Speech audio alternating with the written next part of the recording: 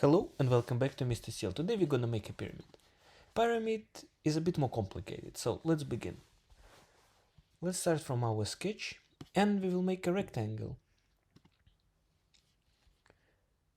Like this. And this rectangle will have an equal sides that we will set to 5 inches. Great. We got ourselves a very good rectangle. We will click OK. And now we will extrude it by 5 inches. Great. We got ourselves a cube. Now we will pick any side and we'll create a sketch.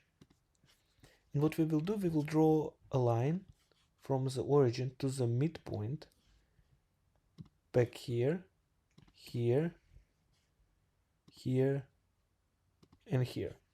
We will click OK and we will remove all of this material. And we'll click here through all. Awesome. Now we will again change our view, but now we will select this face. Click on sketch and start drawing. Again, pick a point. Now make it to the midpoint. However, we cannot touch it anymore, so we need to bring an outside geometry right here. Great. Now we can go ahead and create the same type of the triangles that we did before.